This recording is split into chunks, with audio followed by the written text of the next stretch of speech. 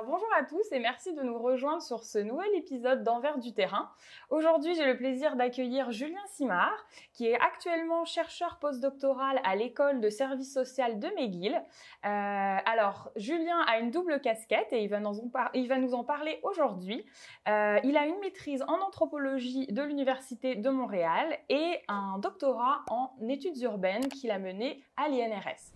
Alors, ces études portent sur la confluence des champs d'études urbaines critiques et la gérontologie sociale, avec un intérêt particulier pour la précarité résidentielle.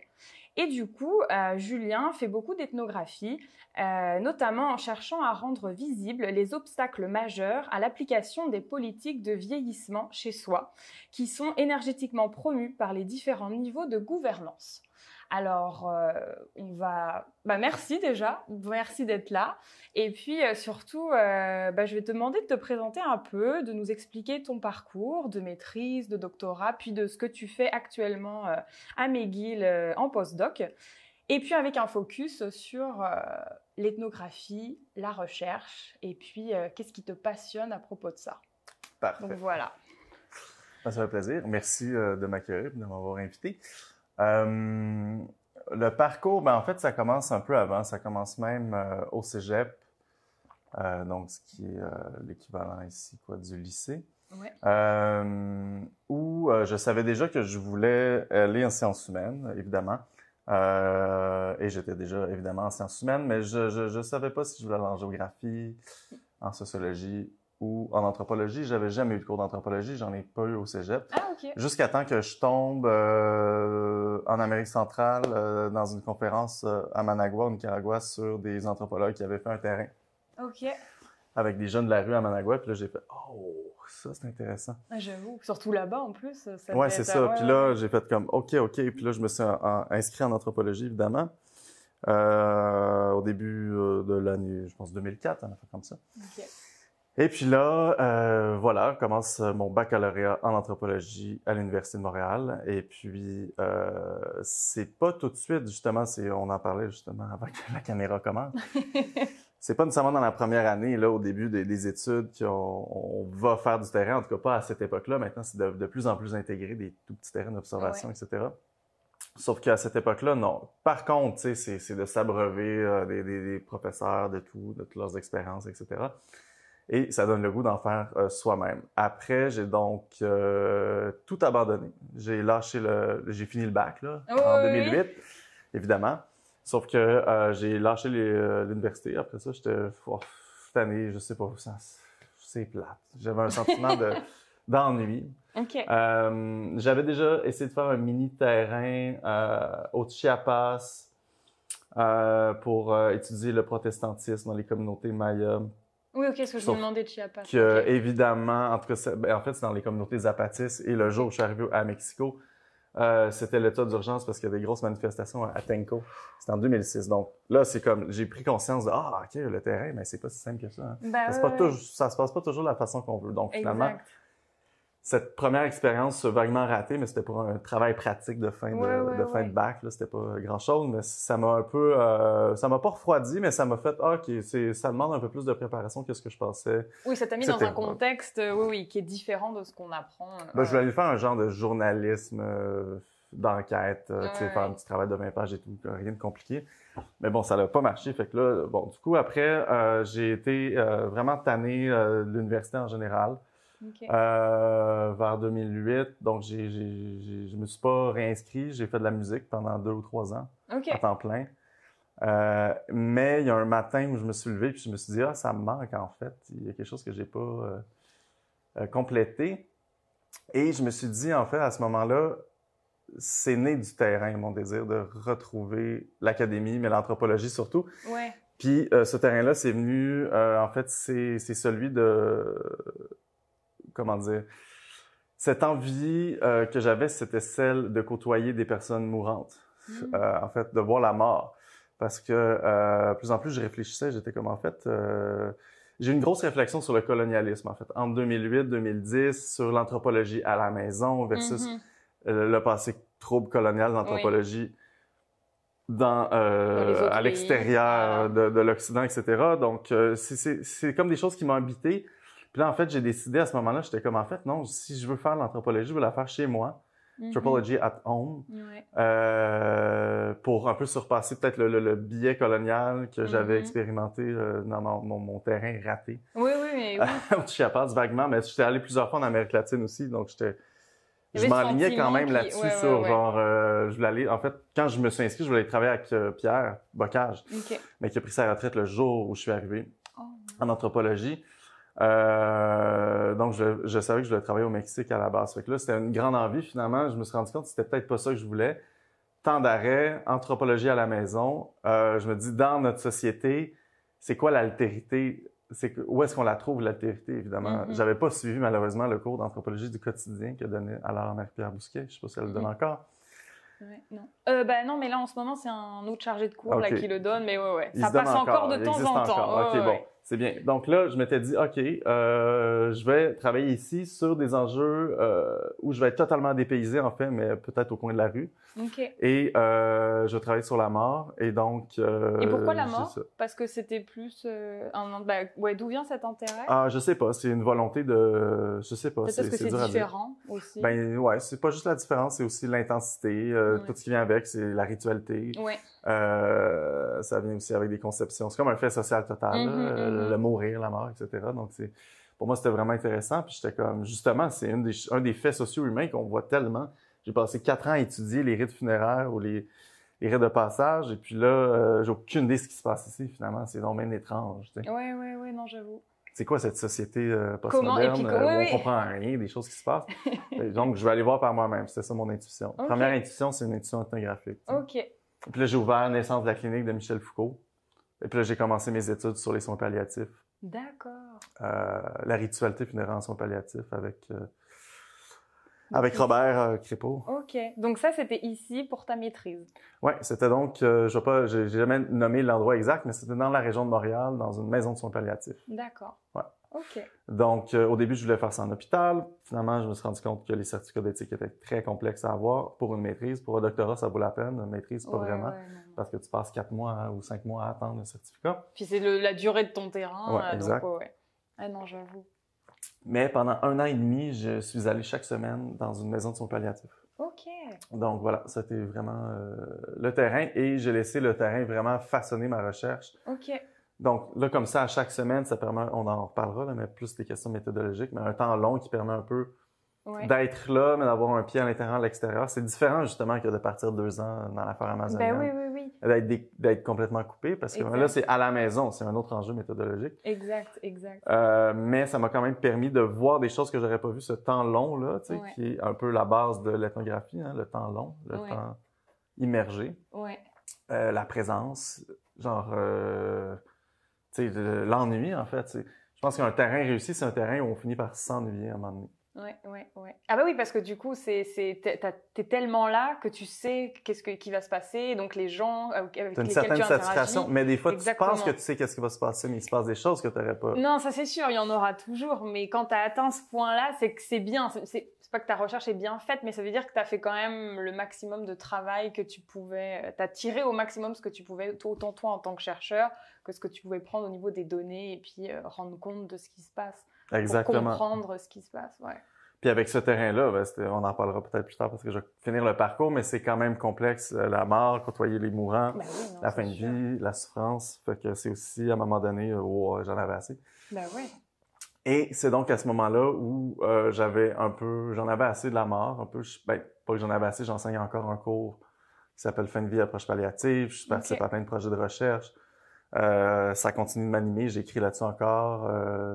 Puis je vais éventuellement reprendre le terrain sur ce sujet-là, sauf que je m'étais dit, pour ma santé mentale, c'est pas bon de me spécialiser seulement là-dessus, parce que tu finis par déjeuner, puis tout le temps penser à la mort, puis intellectualiser beaucoup de choses qui se passent, puis là il y a des gens qui meurent autour de toi, puis là fait qu'à un moment donné j'ai fait c'est intense, c'est le fun, mais distance. Et c'est à ce moment-là, même, j'avais pas fini ma maîtrise. J'étais en train de l'écrire. J'étais comme, je veux aller au doctorat. Et puis là, j'étais à Barcelone. Encore une fois, c'est un peu une intuition ou un hasard. J'étais à Barcelone, dans le Barri Gothique. Et puis, pour un colloque sur la mort, justement. Puis là, je rencontre une dame dans un café, bon, qui n'existe plus maintenant parce qu'il a été fermé, puis elle me dit « Ouais, moi j'organise des danses pour les personnes âgées du quartier parce que les touristes, viennent gruger le quartier, Airbnb, la location à court terme. Les commerces changent, les gens n'ont plus de banque où aller, il y a juste des maudits restaurants de touristes, on le sait, là, dans le Barigotique, près de la Rambla. C'est que ça. Et puis là, je dis « Ah, voilà, ça c'est mon sujet de doctorat. » Donc, là, donc études urbaines, bah oui. Ouais, fait que là, je me suis dit, bon, comment je fais? J'ai appelé Ignace Olazabal, qui a été mon co-directeur finalement, mais qui est un anthropologue aussi, hein, qui a travaillé sur le judaïsme notamment, mais aussi maintenant le vieillissement, et qui est professeur associé au département, mais qui est aussi à la FEP, puis qui avait coordonné un numéro sur le vieillissement en milieu urbain. Là, j'étais comme, ben là, qu'est-ce que je fais avec toi? Est-ce que je peux? Puis il n'avait pas encore, il pouvait pas me diriger encore, donc il me dit, je lui demande à qui, où je vais, en fait. Moi, je veux travailler sur cette chose-là, où je vais. Parce que bon, l'anthropologie, c'est bien, mais là, après un bac et une maîtrise au même endroit, là, bon, on va quand même changer d'endroit, là, c'est mieux. Ouais. Apprendre des nouvelles choses, etc. Là, je m'étais dit, est-ce que je vais à McGill? Est-ce que je vais... Fait que là, finalement, il m'a dit, en fait, il y a une chercheuse qui travaille vraiment sur ces enjeux-là. C'est une géographe qui s'appelle Anne-Marie Séguin, donc ça a été ma directrice. Là, je me suis dit, je vais aller chercher une géographe, justement, et un anthropologue, en dialogue, excusez-moi, et je vais changer d'institution complètement. Je vais aller faire de l'anthropologie, mais urbaine. Ouais, urbaine, ouais, c'est ça. Pas en anthropologie. Pas en anthropologie, ok. Et toi, qu'est-ce que tu penses que ça t'a apporté de plus de faire de l'anthropologie sans être dans un département d'anthropologie? Ça, c'est un gros défi. Ben, ça force premièrement à l'anthropologie. Je trouve personnellement, après un certain temps, ça commence à devenir confortable. Il y a certains débats qui sont vraiment internes à l'anthropologie. L'anthropologie est tout le temps en train de débattre des mêmes choses. Ouais. Pas nécessairement, mais d'être dans une auto-réflexion sur sa pertinence, ce qui est très bien, mais de rentrer dans des débats assez, parfois un peu stériles, je trouve. Sur la conduite même de l'anthropologie, ce qui est très intéressant. J'adore l'épistémologie et tout, mais là, je voulais justement être confronté à dialoguer avec des géographes, premièrement, mais des sociologues, des urbanistes, des gens en planification urbaine, des gens qui viennent de démographie, des gens qui viennent de d'autres domaines, d'autres sciences sociales, un peu plus carrées, disons, que l'anthropologie, mettons. Pour apporter... Pour apporter. Est-ce que je l'ai apporté? Je le sais pas. Mais aussi pour me nourrir d'autres choses, pour travailler peut-être un peu plus avec des chiffres, ce que j'ai fait aussi. Mais ce que ça fait, c'est surtout que ça nous force à justifier c'est quoi et à mieux comprendre c'est quoi, en fait. L'apport ajouté, la valeur ajoutée de l'ethnographie versus... Que de rester dans quelque chose où c'est naturel, entre guillemets, de passer par l'ethnographie. Exactement. Ouais. Exactement. De justifier l'importance de faire une ethnographie dans un contexte comme là, avec études urbaines, avec des géographes que eux vont pas nécessairement prendre. Il y a de plus en plus d'ethnographie en géographie. Là. Ok. Et en sociaux, et dans les sciences sociales. Je trouve que oui, en plus. Mais on reste on va dire la terre-mère, entre guillemets, là, c'est plus l'anthropologie, mais c'est vrai que ça vient progressivement dans les autres sciences. Ouais. Mais c'est pas les mêmes niveaux, je trouve, non plus. C'est pas la même implication et c'est pas les mêmes réflexions non plus, puisque c'est pas leur discipline première. Exactement. Donc, c'est pas la même chose. Donc, c'est ça. Mais le terrain que j'ai fait pour le doctorat, oui, il y avait une partie d'ethnographie, mais c'était pas aussi... comment dire, il y a plusieurs types d'observations participantes, vous le savez. Mais moi, celle que j'ai fait vraiment pour le doctorat, c'était davantage périphérique. C'était une insertion pendant 2 ans dans des comités logements, donc dans 4 comités logements à Montréal, mais aussi dans d'autres activités, des manifestations, etc., où j'allais régulièrement. J'étais aussi dans des ateliers, des choses comme ça. Donc, c'est une observation participante dans un certain milieu, mais de façon ponctuelle, un peu comme ça. Je voulais pas refaire la même chose que j'avais fait à la maîtrise en étant dans une seule institution de, je sais pas moi, 200 mètres carrés, en immersion un peu intensive. Là, je voulais davantage papillonner dans la ville, etc. Donc, mais c'était pas non plus une ethnographie totale, si on peut dire. Okay. Mais quand même, les principes de base de l'ethnographie, je les ai respectés pour cette recherche-là, ce qui m'a amené certaines intuitions, certaines idées, certaines données que j'aurais pas pu recueillir autrement. Oui, oui, le côté inductif qui vient de l'ethnographie. Exactement. Ouais. C'est toujours garder l'inductivité. Fait que là, en fait, pendant tout mon doctorat, c'était de conserver l'inductivité. Ouais. Puis là, je veux pas dire ça que c'est pas la même. Je veux pas nommer les gens ou dire que l'NRS c'est mauvais ou la sociologie c'est mauvais. C'est juste, des fois, l'anthropologie versus le reste, c'est de dire, en fait, mon design de recherche, il est là, mais il est juste là pour dire, parce que le terrain va m'amener à quelque part. Oui, c'est ça. En fait, on peut préciser que inductif, c'est ça. C'est qu'en fait, finalement, on part... les données vont être vraiment prises à partir du terrain, de la recherche, et ça peut changer en fonction de ce qu'on va récolter, à l'inverse de déductif. Donc, c'est vraiment comme ça qu'on définit l'anthropologie et la façon de faire l'ethnographie. De laisser les données parler pour nous. En fait, nous, on va être là, on va acter des choses qui vont nous apparaître, et on va les prendre en compte pour ensuite l'analyse, le côté littéraire, parce que finalement, on peut avoir prévu quelque chose dans notre examen de synthèse ou même à la maîtrise, mais les données vont faire que c'est complètement différent, et donc on va aller vers quelque chose d'une littérature différente qu'on n'avait pas nécessairement pensé au départ. C'est ça. Donc ça vient du milieu de recherche. Ok. Exactement. Et puis du coup, pour ton postdoc, c'est venu, en fait, du coup, tu continues vers la gérontologie. En fait, le doctorat était en gérontologie, à quelque part. Mais tu sais, c'est parce que la gérontologie sociale, c'est pas comme l'anthropologie ou la sociologie ou autre. C'est davantage un champ de recherche qui est balisé par un objet d'étude, soit le vieillissement, les aspects sociaux du vieillissement. Mais à ça, c'est multidisciplinaire, là. Dans les groupes de recherche où je suis, on est quelques anthropologues, des sociologues. Ouais, c'est ça, des géographes, justement, plein de gens qui viennent même aussi des sciences de la santé, etc. Donc, moi, je suis toujours en dialogue avec les sciences de la santé, c'est ça qu'il faut dire, depuis 2010, depuis que je fais de l'anthropologie médicale. En fait, je suis comme anthropologue médical, anthropologue gérontologue, urbain, quelque chose là-dedans. Mais c'est toujours en dialogue avec la santé aussi que je le fais. Fait que moi, les sciences sociales, que pour les sciences sociales qui se regardent elles-mêmes, qui se tombent dans en anglais on dirait des rabbit holes, justement. On a découvert ça avec les médias sociaux, mais ça existait déjà. Ça m'intéresse pas tellement. Moi, j'aime ça être en contact avec travailler les concepts, les idées du terrain, mais aussi pour ramener des choses au milieu de pratique. Là, c'est pour ça que je suis en travail social, entre autres.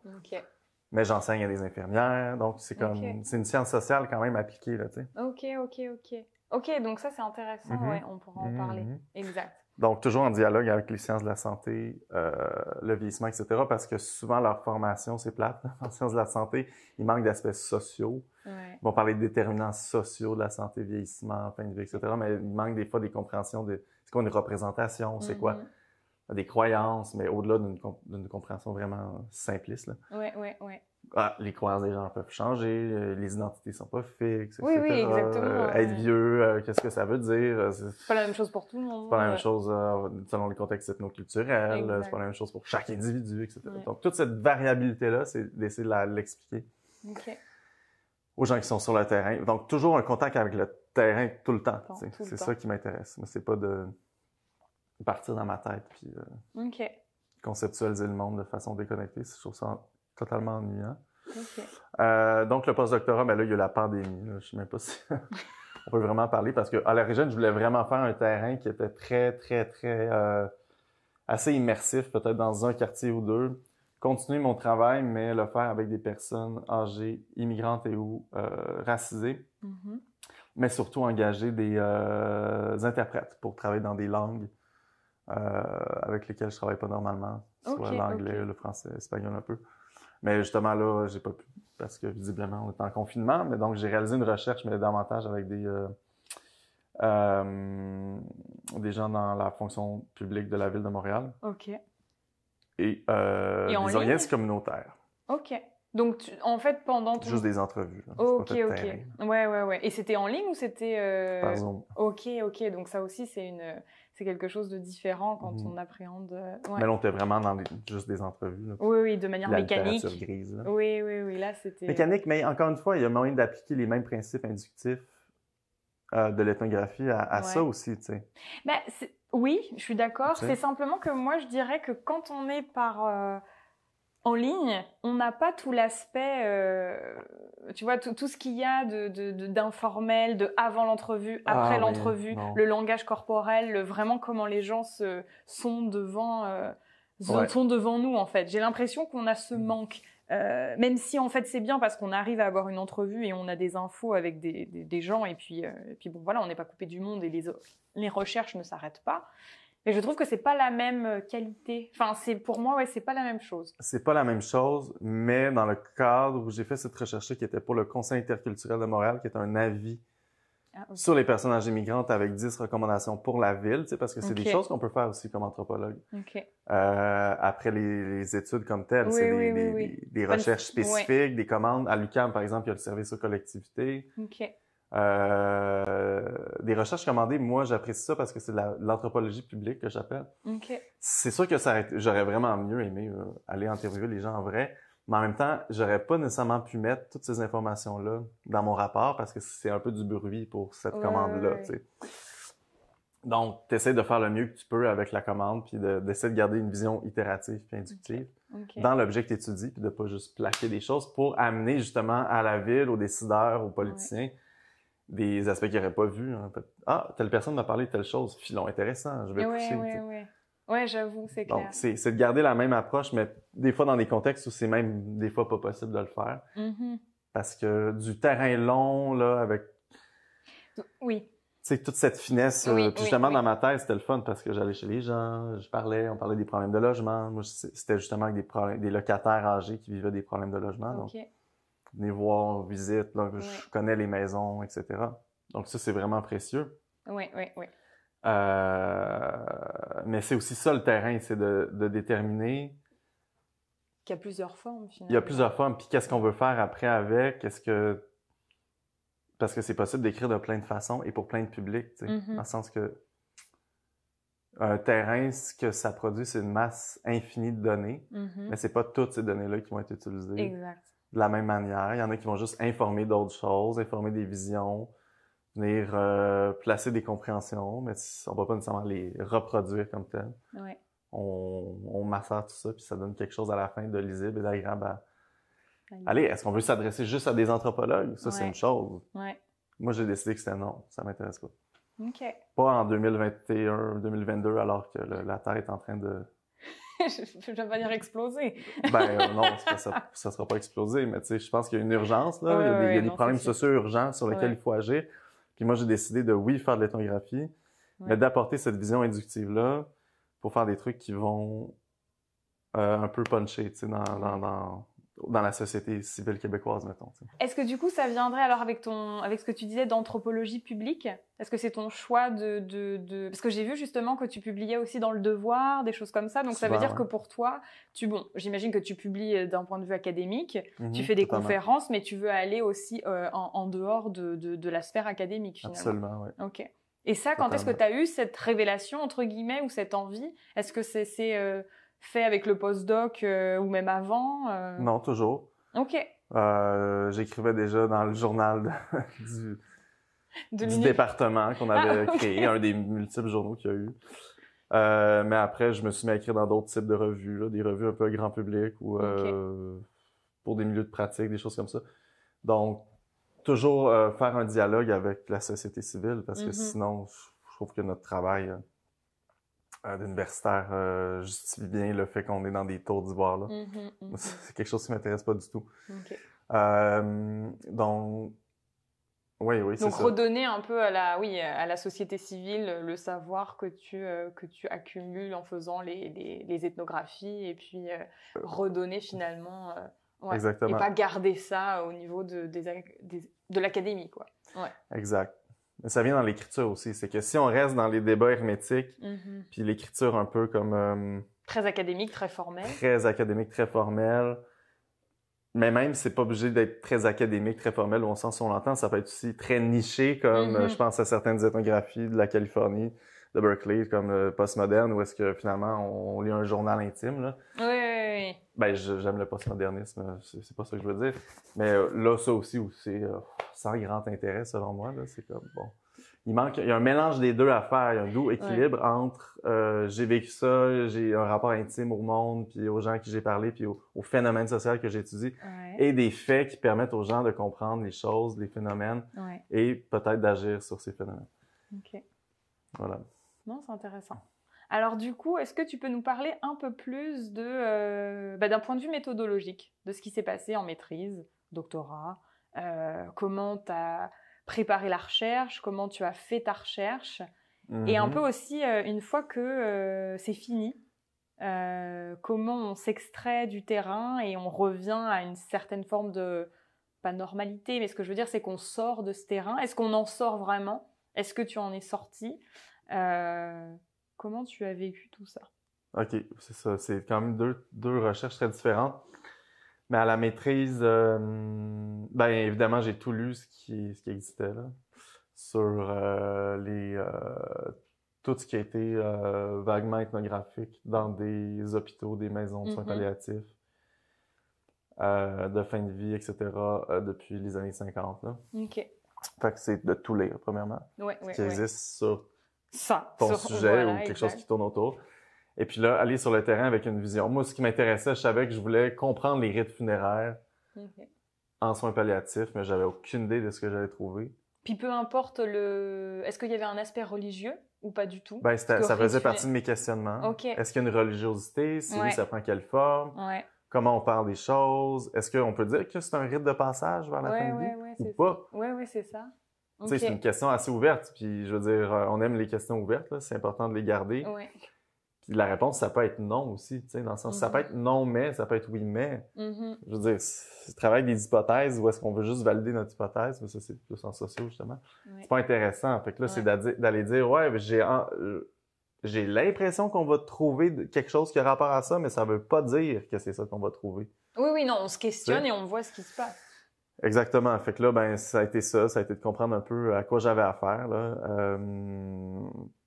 Sur le terrain, donc j'ai tout noté, carnet d'observation, beaucoup d'observations, beaucoup de conversations informelles, ce qui vient poser problème au plan éthique, là, de plus en plus avec les certificats d'éthique qui sont quand même de plus en plus quadrillés, là. C'est que comment tu intègres une conversation informelle après dans tes données de verbatim, comment tu utilises la parole des gens, est-ce que tu peux juste paraphraser, etc. Ça pose plein de questions.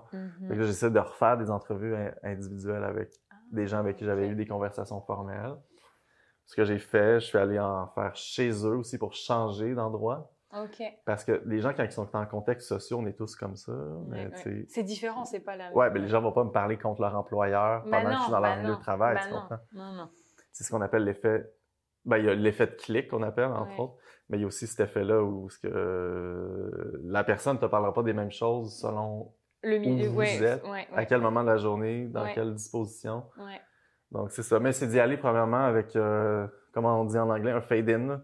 Faut pas arriver comme une armée, là. Faut juste prendre le temps de se faire connaître tranquillement. Ah bah oui. C'est une question de personnalité aussi, là.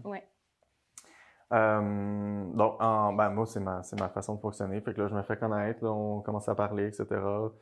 Les gens te demandent tout le temps qui tu es, pourquoi tu es là. Puis... Ben, c'est ça, parce que je me demandais, tu disais que donc, tu faisais de l'observation, tu étais dans une maison de fin de vie. Qu'est-ce que tu faisais? Est-ce que tu faisais de l'ethnographie participante? Enfin, de l'observation participante? Ou est-ce que tu étais... Périphérique, encore une fois, tu sais. Donc, j'étais présent dans l'endroit... Le niveau d'après, c'est qu'il aurait fallu que je devienne bénévole, mais là, il y avait un enjeu de distance puis de conditions matérielles, parce que c'est aussi un enjeu du terrain, les conditions matérielles du terrain, l'argent, le temps, etc. Tu sais, je veux pas, c'est bien beau de dire, je m'en vais 2 ans en Amazonie, bonne chance pour avoir l'argent pour le faire maintenant. On est plus en 1963. Non, c'est sûr. Et puis, donc c'est ça, j'ai décidé de pas devenir bénévole. Mais je faisais de l'errance pas mal. J'allais discuter avec une madame, j'allais voir la directrice, ça va se prendre un petit café. Donc, tu avais été accepté par les... OK, tu avais expliqué ton projet, tu te leur avais dit, voilà, je viens pour ça, ils ont je veux bien vu errer que dans les couloirs. j'étais pas non plus quelqu'un qui allait être dans leurs pattes. Là. Ok. Des fois, je les aidais aussi. Là. Ouais, Hey, on a ouais. besoin de telle affaire. OK, go. Ouais, Je suis ouais, là, là, je vais pas. Ok. Donc, oui. Donc, ça s'est fait naturellement. Et puis, pendant combien de temps, ça? 1 an et demi, 2 ans presque. Ah, quand même, pour la maîtrise? Ouais. Ok, c'est énorme. Mhm. Ok. Mais c'était surtout l'observation. Donc, 1 an et demi, 2 ans, parce que ça m'a permis de comprendre des choses. Ouais. Mais ça permet aussi un aller-retour entre tes données que tu sais, tu lis tes affaires, là, tu Ben vas oui. relire d'autres choses, là, tu y retournes. Ouais. Ça a des avantages et des inconvénients parce que faire un vrai terrain comme un peu isolé du reste, des autres dimensions du travail académique, c'est bien, mais même à la maîtrise, dans le temps, ben c'est plate, mais il faut bien vivre, puis tu as un job, Ben un oui. petit contrat Ben oui, à oui, non, mais c'est côté, ça, puis exact. telle autre affaire, fait que tu peux pas non plus juste dire je pars en Je terrain fais que pendant ça. 6 mois, puis je Ben fais oui. juste ça. Non, C'est non. rendu difficile. Encore une fois, les conditions matérielles. Donc, ça permettait un peu de faire ça. Mais il y a certains moments, honnêtement, où j'aurais voulu juste vivre là pendant comme 6 mois. Là. Ok. Des fois, ça aurait été comme Ça aurait plus été- simple et peut-être même plus intéressant, mais il y a d'autres avantages aussi à être là de façon ponctuelle, aller-retour, aller-retour, aller-retour. Ouais, non. Ben, en tout cas, peu importe comment on le fait, en raison des contraintes, ou il Ouais, ou faut comment le tu réfléchir. choisis. Ouais, exactement. Il faut le Et alors, le comment... réfléchir. Puis un jour, j'ai arrêté parce que c'était la grève, en fait. La grève de 2012, il y a une grande grève oui, étudiante oui. ici. Oui. Puis j'étais évidemment très impliqué dedans, mais j'avais atteint déjà un point de saturation avec mon terrain. Ok. Fait que j'ai décidé à ce moment-là de D'arrêter. laisser ça. Ok. Puis la sortie, mais ça c'est ça. Ça s'est fait un peu comme ça. Naturellement. Ouais, naturellement. J'ai dit, bon, je pense que j'ai fini, mais je reviendrai. Puis j'ai recroisé les gens dans des congrès. Justement, c'est ce que ça permet, l'anthropologie chez soi, c'est de rester en contact avec les gens facilement. Ouais. Le milieu, oui, c'est Ouais, sûr. le milieu. Puis le Québec, c'est un très petit milieu, donc tu sais, tu recroises tout le temps les mêmes personnes. Ouais. Ben, pas tout le temps les mêmes, mais c'est possible que tu les recroises à d'autres endroits. Non, c'est petit. Ouais. Hein? Donc ça arrive, fait qu'il faut encore une fois faire encore plus attention à l'anonymat et à la façon de brouiller les pistes pour pas que personne soit reconnu, selon leur degré d'anonymat qu'ils désirent, etc. Donc, tu sais, c'est... C'était difficile pour toi de faire ça ou c'était... Ben quand même, parce que c'est un très petit milieu de soins palliatifs, donc il a fallu que je sacrifie un degré de précision. Ah, ok. Tu sais, c'est méthodologiquement important à Oui, c'est dire, ça, mais ouais. il a fallu sacrifier un degré de précision dans l'identification des gens, Ok. dans l'écriture, pour... Des fois, il a fallu que je brouille des professions, Ok. pour pas qu'on sache que telle personne a dit ça, parce qu'elle parlait vraiment de façon unique. Puis là, du coup, on le sort. Ok. Tu sais, etc. Des choses comme ça, il a fallu que je fasse ça. Ok. Mais si je l'avais fait en Allemagne ou en Pologne, j'aurais peut-être pas eu besoin, là, tu sais. Ouais. Quoique, si tu publies en anglais. Ben oui, c'est ça que je voulais dire. Après, ça dépend du milieu, du terrain et donc, tout ça. Mais ça peut être nécessaire de faire ça. Voilà. Donc, ça, c'est une chose. Puis après ça, ben c'est sûr que la sortie du terrain, j'ai vu des choses là-bas qui m'ont troublé. J'ai développé une vision assez critique du soin palliatif, mais toujours dans le but aussi d'aider une amélioration. Mais ça aussi, ça fait partie de travailler chez soi. Oui. C'est que, mettons, je fais mon terrain, là, je passe 2 ans, OK? Ouais. Là, ils m'accueillent, ils me nourrissent, Puis là, j'écris une maîtrise ou quelque chose, des articles, puis je fais juste les détruire, les démolir. Je trouve que ça... Mais non. Pas de même, on peut pas travailler comme ça. Ouais. Il y a un retour quand même. Il faut qu'il y ait un retour, mais ça veut pas dire les flatter dans le sens du poil. Non. Ça veut dire un retour constructif. Voilà. Mais tout ça, c'est vraiment c'est un fil, un mince fil sur lequel il faut se tenir en tant qu'anthropologue, entre critique, entre proximité, tu sais. Ouais. Maintenir le lien et puis maintenir le lien tout en nommant les choses qu'on veut nommer, tu sais. Exact. Puis là, après ça, ben encore une fois, là, c'est la continuité du terrain, mais congrès de soins palliatifs ou articles dans des revues, enseigner à des gens qui font ça. OK, moi, si je pars avec une analyse ultra-foucaldienne, ben c'est sûr que je l'ai fait un peu dans ma maîtrise, mais que je leur ramène ça, ils comprendront rien, je m'excuse, mais c'est ça qui va arriver. Ouais. Donc, c'est comment écrire, comment réfléchir, analyser, transmettre, mais pas juste transmettre, comme dialoguer, tu sais. Ouais. Fait que ça, c'est un défi. Puis ça, c'est la sortie du terrain, je dirais. Puis l'autre, ben, les comités logement, le terrain, plus en logement, ben il y a beaucoup de roulements dans ces organisations-là. Tu sais, c'est pas la même chose du tout. J'étais dans 4 en même temps, donc je sais même pas si les gens ont tant remarqué que j'étais sorti du terrain, en fait. OK. Parce que t'étais pas... Oui, c'est ça. Je reste pas loin, Ouais. pas physiquement et socialement. Ouais, OK. Je maintiens encore des liens avec ces organisations-là parce que Donc c'était je continue pas à travailler avec eux. Donc finalement, il était pas en Espagne, mais il était sur cette thématique-là que tu as eue en Espagne. Ouais, au début, je voulais vraiment, j'apprenais le catalan. Je voulais faire du terrain à Barcelone et tout. Sauf que la vie m'amène ailleurs, j'ai un enfant. OK. Pas été. Mais j'ai fait ce sujet-là ici. OK, ouais. Ça a pu s'appliquer ici, exactement. OK. Exactement. Puis là, ben, ça répond à des grands besoins, là, ces travaux-là, parce qu'on vit des grands problèmes autour du logement au Québec. Là. Ben oui, non, c'est ça, exactement. Alors du coup, comment tu as géré les défis dont tu parlais?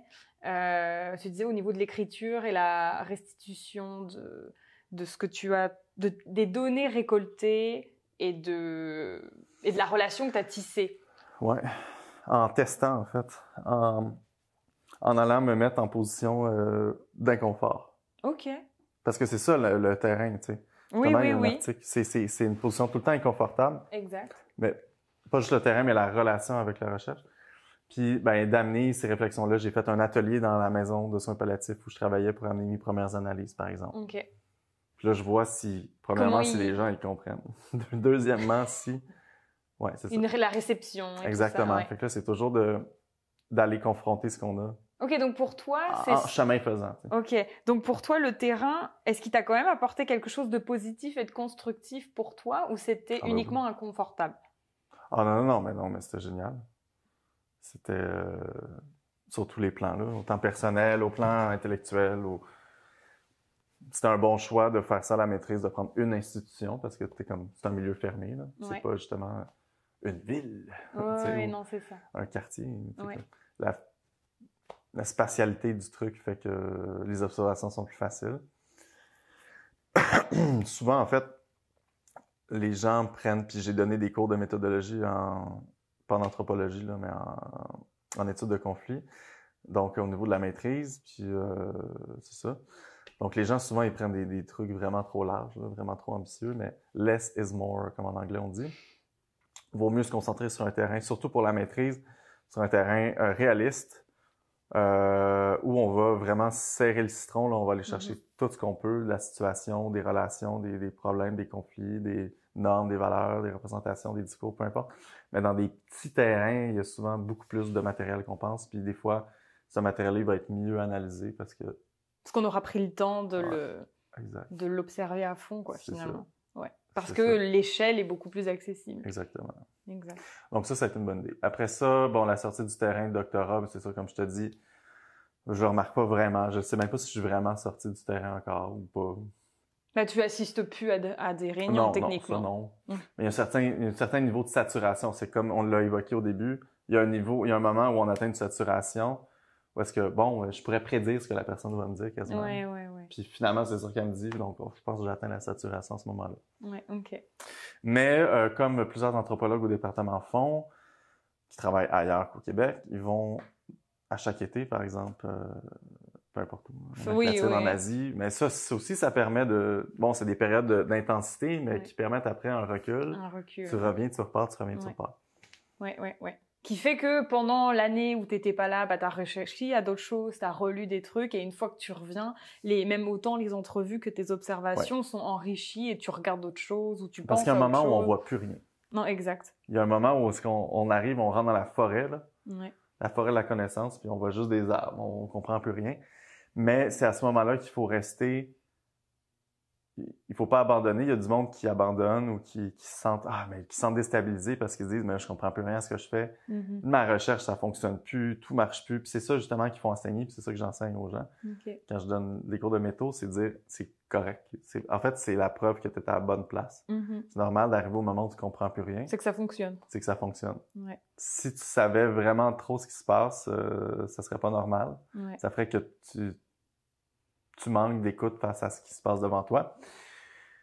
Donc, faut vivre ce moment-là, faut tout noter en fait, faut tout noter parce que on est à ce moment-là, on n'est pas capable de discriminer ce qui est bon de ce qui est pas bon, de ce qui va nous aider de ce qui nous aidera pas.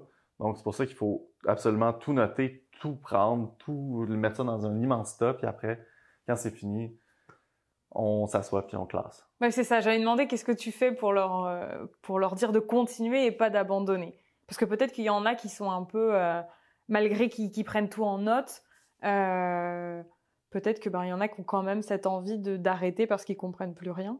Donc ça fait vraiment plus de sens. Exactement, surtout qu'on est conditionné à toujours essayer de rendre les choses super limpides, de faire des plans, là, de contrôler contrôler toute notre connaissance, etc. Mais ce moment-là, il faut accepter.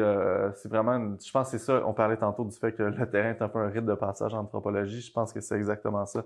C'est d'envoyer les gens dire bon, là, va te perdre. Un peu en journaliste, c'est pareil. Là, vas-y, là, interviewer un tenancier de bar dans le fond de son bar en train de fumer des cigarettes là, puis qui te répondra même pas, tu sais. Va t'envoyer promener. C'est ça le terrain, tu comprends?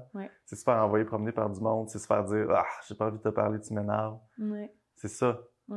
C'est pas comme oui, bonjour, j'ai une entrevue, tout se passe bien. Non. Le terrain, c'est les problèmes que tu rencontres. Puis les problèmes te donnent des infos sur le fonctionnement du fait social que tu étudies. Oui, c'est ça, parce qu'en fait, il faut partir du principe que ces problèmes-là sont utiles. Tout est et une sont donnée. Pas simplement, que tout est une donnée. Il faut pas se dire ah là j'ai vraiment que des obstacles, ça se passe mal.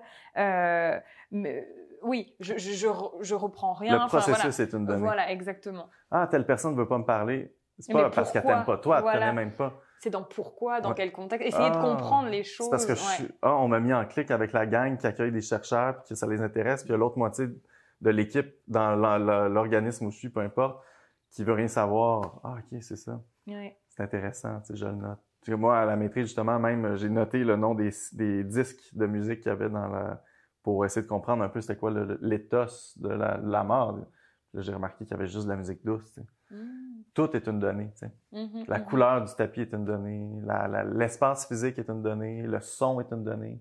Puis justement, j'utilise de plus en plus le son, puis ce que je vais continuer à faire, mais c'est ça, il faut utiliser nos sens, puis le processus même de notre terrain est une donnée.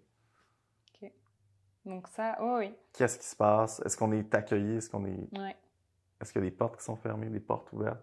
Oui, parce qu'on prépare toujours quelque chose en amont, mais après, une fois qu'on est vraiment sur le terrain, on ne peut pas contrôler la réaction des gens et leur quotidien. Donc ça veut dire que déjà, on est un peu comme, on est une intrusion dans leur vie, et donc comment eux, ils s'ajustent par rapport à cette intrusion indirectement, ils l'acceptent ou pas, pourquoi, et selon les sujets, l'induction peut être plus ou moins difficile en fait. Et plus ou moins, le processus est long ou pas selon les sujets, selon les terrains, selon les interlocuteurs finalement. Exact. Et est-ce que tu as eu des informateurs particuliers à chaque fois? Un peu comme on disait, malgré que ce soit en Occident, chez toi, il y a quand même eu, ce côté où, même si tu étais chez toi, qu'il pouvait y avoir des codes que tu maîtrisais, tu as quand même eu ces informateurs privilégiés qui te guidaient finalement. Ouais, puis des fois, on utilise le mot informateur privilégié juste pour, en fait, le mot qu'on devrait utiliser, c'est camarade ou ami, dans le sens que c'est des gens avec qui des fois on s'entend juste mieux, c'est une question de personnalité, qui ont plein de choses à dire tout d'un coup, oui, c'est sûr. Qui ouvrent plein de portes à plein de monde. Et qui vont faire, oui, voilà, c'est ça. Parce qu'il va y avoir une connexion à l'instant T qui va faire que ça va nous ouvrir des portes. C'est ça, mais ça veut pas dire que c'est la première personne que tu rencontres. Ça peut en prendre 20 avant que tu rencontres cette personne-là. Oui, et puis ça peut aussi changer au cours du temps. Exactement. Moi, j'ai eu ça pour ma maîtrise. J'avais une personne et au final, il s'est avéré que progressivement, ça s'est fait, ça a changé et ça a changé plusieurs fois au cours de l'évolution du terrain jusqu'à la fin, quoi. Voilà. Donc on peut pas rester accroché à une seule personne finalement. Non. Il y a eu des ethnographies faites sur une seule personne. Hein. Oui. Ça, mais je ne sais pas si c'est seulement avant, plutôt, parce que je me dis, comme les gens n'étaient pas nécessairement dans leur pays, qu'ils étaient... je me dis, dans les premiers terrains, c'était peut-être aussi le contexte de recherche. Alors que nous, je dirais maintenant, on a plus de facilité de bouger, Enfin, je veux dire, on ne va pas dépendre. Enfin, je veux dire, tout n'est pas inconnu indirectement. Donc, on peut quand même se mouvoir à travers le terrain, alors que peut-être qu'avant, c'était peut-être un peu plus compliqué, quoi. Comme c'est les premiers trucs, ça peut être ça. Après, ça dépend aussi des personnalités, je pense. C'est ça. Une autre donnée importante, une autre variable, c'est la personnalité de la personne qui conduit la recherche. Ouais. C'est sûr que ça joue, là. Donc, il faut accepter d'être perdu. Il faut quand même avoir une vision de où est-ce qu'on s'en va. Tu sais, c'est comme naviguer dans un bateau la nuit dans la brume, là. Ouais. Tu utilises quand même ta boussole pour aller où est-ce que tu veux aller. Même là. Si on voit pas où on va. Ouais, t'es pas en train de dire oh, tant pis, je m'ouvre une bière, puis je sais pas où je suis, puis je reste là. C'est pas bon, clair. ça. Ouais, non. Il faut comme naviguer à vue, ça se peut qu'on dérive, mais on s'en va quand même là-bas, tu sais. Ouais, c'est clair. Tu sais, je fais quand même une recherche sur objet XY. Exact. Voilà. Ouais. Là, ce que je me disais, c'est plus tes terrains, parce que le postdoc, j'imagine que le terrain, donc c'est ça, il a changé, c'était différent. Ouais. En général, il est aussi plus court. Ouais. Donc, comment toute cette préparation s'est faite, même le fait d'être en Covid, comment tu as vécu cette différence et comment finalement tu as eu... je sais pas, comment tu as pu... Parce que comme c'était pas nécessairement des observations, c'était seulement des entrevues, comment ça s'est fait? C'est ça, on peut même pas dire vraiment que c'est un terrain. Comment ça s'est fait? Ben là, dans cette recherche-là, j'étais privilégié parce que je faisais une recherche pour la Ville de Montréal. Mais ça, c'est intéressant, c'est parce que quand on arrive sur une collecte de données, là, on va dire collecte de données plutôt que terrain, parce que dans ce cas, c'était pas vraiment un terrain. On arrive tout le temps avec un statut, tu sais, nous-mêmes, étudiants ou étudiantes en anthropologie, etc. Mais là, j'arrivais avec un autre statut qui était chercheur pour un organisme de la ville. Fait que là, toutes les portes s'ouvraient. Mais si j'avais été seulement doctorant ou whatever, je pense pas que ça aurait été aussi rapidement. T'sais. OK, donc là, tu as vu la différence. Ouais. Donc, c'est ça dépend toujours. On fait pas le même terrain selon notre statut. On peut être la même personne avec la même recherche, mais selon de où on la prend, on fait pas le même la même collecte de données. L'accès est différent. L'accès est complètement différent. C'est comme négocier l'accès. C'est toujours ça l'entrée, là, négocier l'accès aux informateurs clés. J'ai pas grand-chose à dire à part que c'était vraiment des entrevues sur Zoom. Là. sur un sujet assez spécifique. Ça a pas, surtout que oui, tu disais que toi, ça n'a pas changé nécessairement. En politique publique, là, je voulais pas avoir leur expérience ou leurs états d'âme tant que ça. Là, c'était comme vraiment sur des programmes spécifiques. Fait que ça, c'est un type de collecte de données aussi. Là. Oui, parce que finalement, tu auras expériencé différents types entre ta maîtrise, ton doctorat et le postdoc. Ça t'aura fait un éventail de collecte. Exactement. Et alors, lequel préfères-tu? Ben, je dirais autant. C'est toute la même chose, mais ça dépend de qu'est-ce qu'on veut faire. C'est pas la même... C'est pas le même mood, C'est pas la même recherche, c'est pas la même... Si j'étais seulement dans une histoire de « moi, je suis un anthropologue, j'écris dans Anthropology Now », ou je sais pas quoi, puis mes interlocuteurs, c'est la AAA, puis c'est fini. Sûrement que je dirais que, bon, la quintessence du terrain, c'est ce que j'ai fait à la maîtrise, blablabla, mais comme c'est pas mon objectif, je pense que chaque recherche a besoin de sa collecte de données correspondante, c'est tout. Mais il y a quand même un combat à mener, je pense, en sciences sociales et tout, c'est de réaffirmer la primauté du terrain, l'importance de laisser des temps longs, l'importance de donner assez de fonds pour dire, OK, mais là, on a une collecte de données, mais dans une recherche, là, comme sur 3 ans, une action concertée, ben OK, là, on prévoit tant de salaire pour les assistants, assistantes, etc., mais peut-être qu'on pourrait penser à mettre un peu d'observation, un peu de terrain. C'est que le terrain est de plus en plus difficile à faire, en fait. Oui, et puis maintenant, à cause de contraintes. Matérielles. Aussi académique, des fois, beaucoup de personnes vont penser, disent que même le côté éthique rend vraiment la recherche assez fastidieuse et même autant la recherche, mais aussi comment dire, aller chercher les répondants.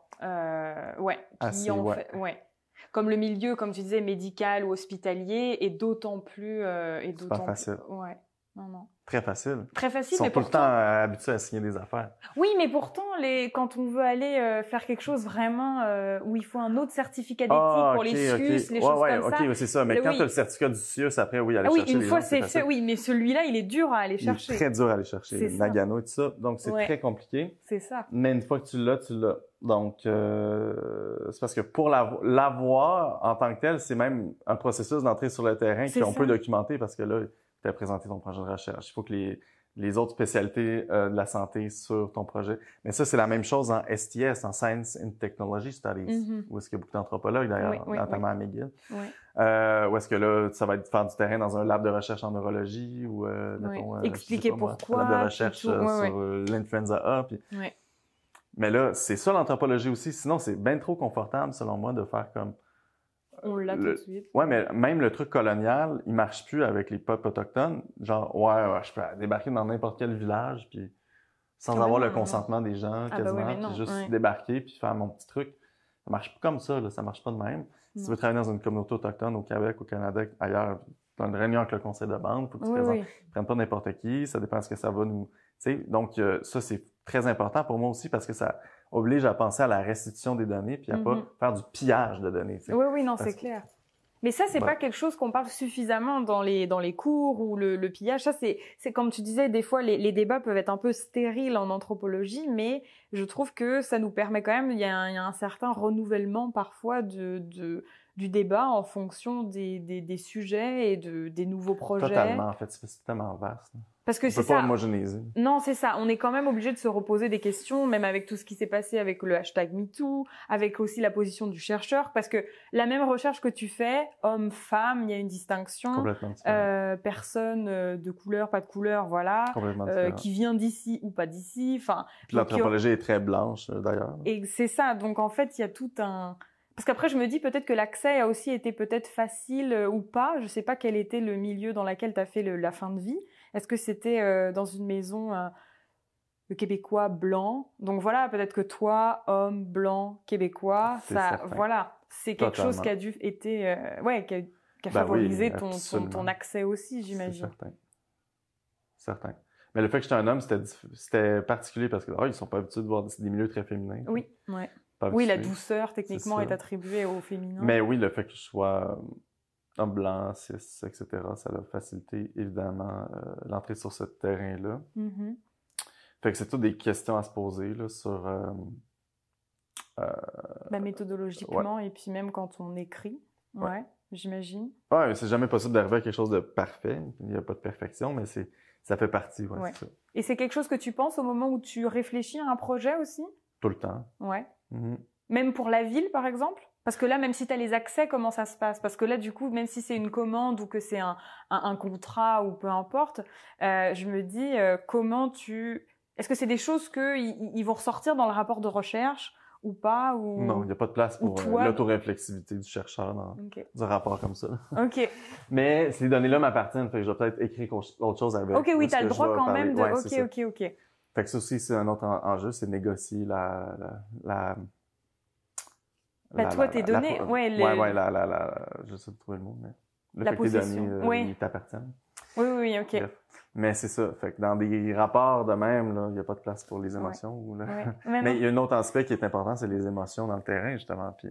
Parce que c'est ça en anthropologie aussi, avec le côté réflexif, que je trouve que les autres disciplines n'ont pas nécessairement, même s'ils vont faire un peu de un peu d'ethnographie, j'ai l'impression qu'il n'y a pas tout ce cœur émotionnel, réflexif qui nous vient vraiment de la discipline, on va dire, quand on voit Malinowski, c'est le cliché, mais bon, quand on voit son ethnographie puis son journal d'ethnographe, il y a quand même quelque chose. C'est quand même quelque chose qui est pas dit parce que c'est pas publié de manière commune quand on publie un article ou quoi, mais il n'empêche que l'anthropologue est un être humain et il vit les choses sur le terrain, parce que même se dire que le terrain est inconfortable, il faut le vivre, cet inconfort. Il faut l'accepter, mais il faut aussi voir comment il va... la façon de le digérer et de le vivre, comment elle impacte aussi la réception des données et de la continuité du terrain, finalement. C'est ça, l'autre extrême, mais ça a été, je trouve, ce que certains ont fait, c'est de focusser là-dessus. Oui, aussi. Il faut trouver Ça m'ennuie un peu.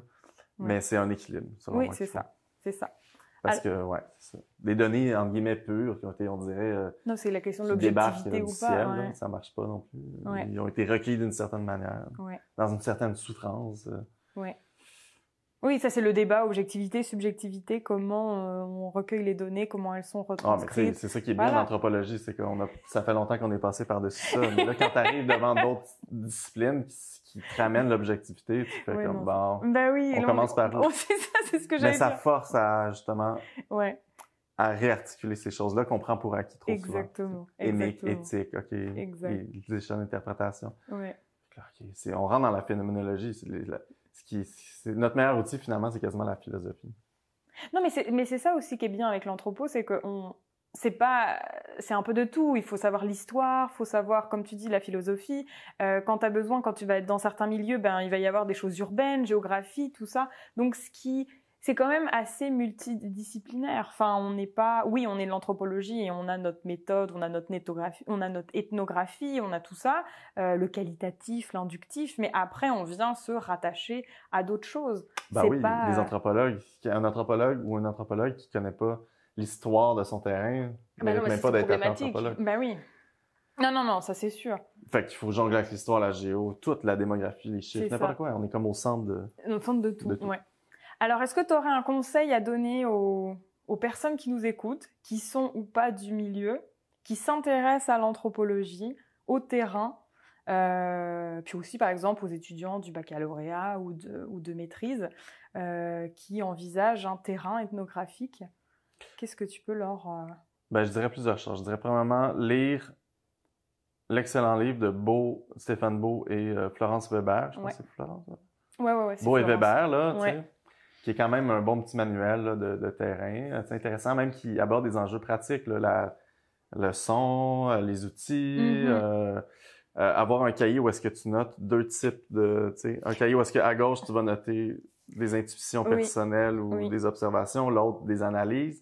C'est toujours développer un dialogue analytique avec toi-même. C'est une auto-réflexivité constante sur le journal, tout écrire, tout ça. Donc, allez lire ça. Allez lire aussi Jean-Pierre Olivier de Sardan, La rigueur du qualitatif, où est-ce que lui, il va plus parler d'analyse, mais c'est tout aussi important parce qu'un terrain, c'est de l'analyse. Dès qu'on fait une situation d'observation, on revient en autobus, on est en train d'analyser ce qui vient de se passer. On est déjà en train de faire le... Fait que lui, il identifie les biais un peu cognitifs de l'analyse de l'anthropologie, là. Où est-ce que finalement, je viens de voir ça, je viens de prouver mon hypothèse, tout va bien. Non, c'est ça. Attention. Donc, de rester là-dedans. Puis l'autre conseil que je donnerais, c'est si vous avez envie de le faire, faites-le directement. Il n'y a pas d'autre moyen de le faire que de le faire. C'est comme... Faut se lancer. Faut se lancer, puis il faut se péter la gueule. C'est comme apprendre à faire le vélo, là. Il y a des journées où on sent que ça va pas du tout, des journées où on sent que ce qu'on récolte, c'est pas bon. Mais en fait, 6 mois après, tu le relis, t'es comme « Oh! C'est ça, c'est la pierre de voûte de toute ma compréhension. La phrase que j'ai écrite là, sur un coin de table, sur une napkin dans un restaurant. » Tout est important. Tout est important. Mais il y a un moment où il faut savoir dire « c'est fini ». Oui, aussi, oui. Ça, c'est comme tu dis, à un moment donné, quand on anticipe déjà les réponses, c'est qu'il peut y avoir une saturation de... C'est ça. Quand on sent que ça sature, c'est le temps d'arrêter. Ouais, c'est ça. Est-ce que tu as d'autres choses à ajouter? Non, mais je dirais, la dernière chose, c'est de revenir sur le less is more. C'est que on a une pression peut-être en anthropologie à se dire justement si j'ai pas fait, puis je l'ai vécu moi-même, 2 ans de terrain dans telle ville, coupé du monde entier. Dans telle ville du Bhoutan ou peu importe où, mon terrain, ça vaut rien, puis c'est pas bon, tu sais, mais non. Non. Non. Des fois, un petit terrain d'1 mois ou 2, 10 entrevues, quelques observations, mais un moment où est-ce qu'on se focus, immergé, on est immergé, on prend des notes à chaque jour, on réfléchit. Le terrain, il se passe, dans la situation de terrain, mais il se passe beaucoup aussi dans le carnet, là, le soir, puis même sur le terrain comme tel, t'as beau aller, je sais pas, moi, dans une zone de guerre, faire un terrain, c'est quand même... Ton terrain, il se joue aussi dans ta chambre d'hôtel le soir, quand t'écris. Oui, exactement. Donc, c'est ça le terrain aussi.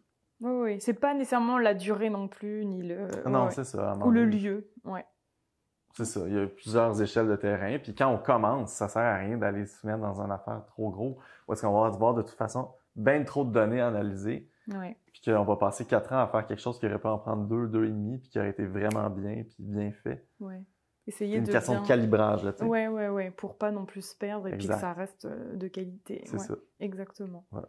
Bah écoute, génial. Merci beaucoup. Ça fait plaisir. Merci d'avoir regardé cette vidéo.